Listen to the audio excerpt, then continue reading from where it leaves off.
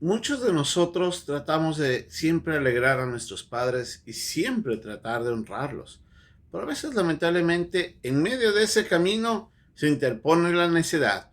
Y es de ahí donde lamentablemente traemos tristeza al corazón de nuestros padres y lamentablemente nos lleva a nosotros también a la desventura.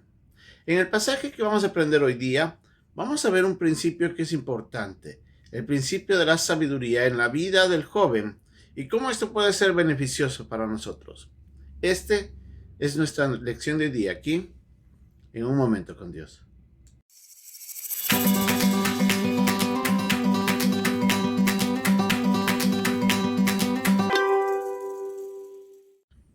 La Biblia tiene muchas historias y muchas son muy conocidas.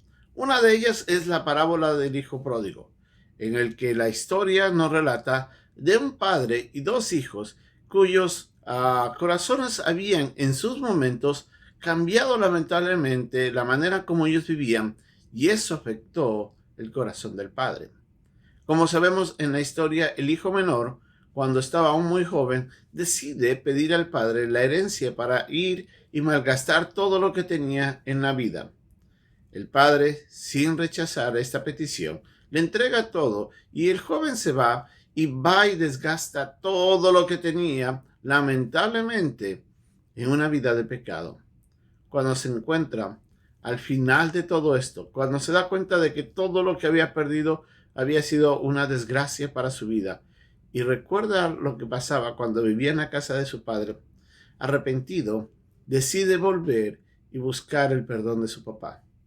Su padre, al verlo llegar, se alegra en gran manera y lo abraza y le recibe y le viste nuevamente y hace una gran fiesta porque su hijo, quien había estado caminando neciamente, ahora se había vuelto sabio al tomar decisiones correctas.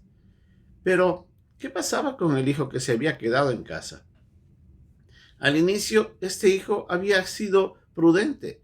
Él no había decidido ir en pos del pecado. Él no había decidido ir malgastar todo lo que tenía. Al contrario, él se queda en casa y le ayuda a su padre en las labores.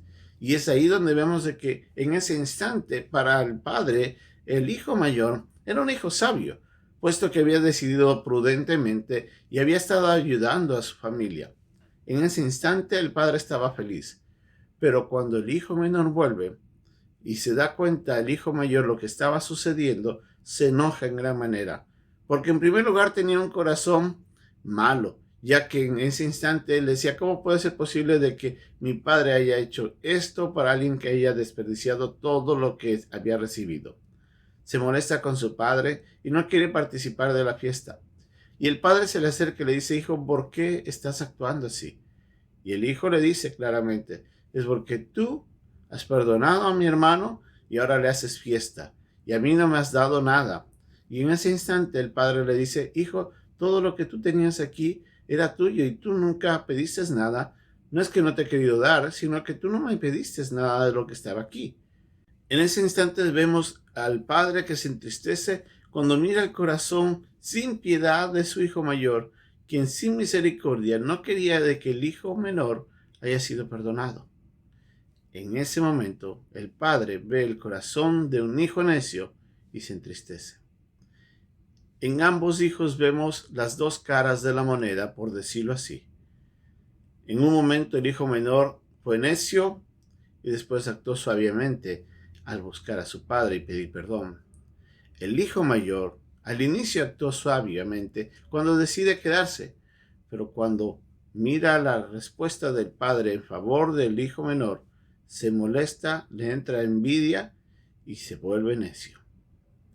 Nosotros debemos entender que nuestro comportamiento puede afectar la manera como nuestros padres se alegran. La vida nuestra, nuestras decisiones que tomamos y el camino hacia donde nosotros vamos, eso puede traer alegría o puede traer tristeza a nuestros padres, dependiendo la manera como vivimos, las decisiones que tomamos, el camino en donde nos enrumbamos. Una vida necia, una vida llena del pecado, de decisiones incoherentes, de decisiones que no son sabias, que lamentablemente nos llevan a la pérdida o al mal camino, siempre van a traer tristeza a los padres. Pues los padres que miran desde lejos, observan cómo sus hijos se apartan en pos del pecado y destruyen sus vidas con malas decisiones.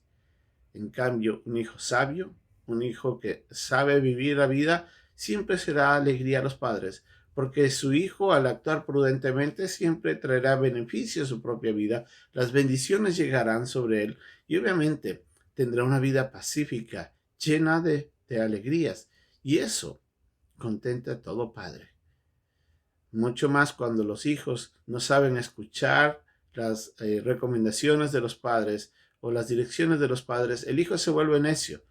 Sabio sería el hijo que escucha y honra lo que los padres tienen que decir, porque obviamente recordemos que nuestros padres están mirándonos con ojos de amor, buscando lo mejor y sobre todo porque ya tienen experiencia.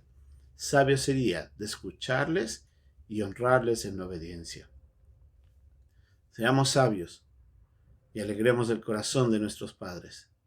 Vivamos necios y solamente traeremos tristeza, no solamente a ellos, sino a nuestras propias vidas. Que Dios nos ayude y seamos hijos, que traigamos alegría al corazón de nuestros padres todo el tiempo. Que Dios nos bendiga de este punto.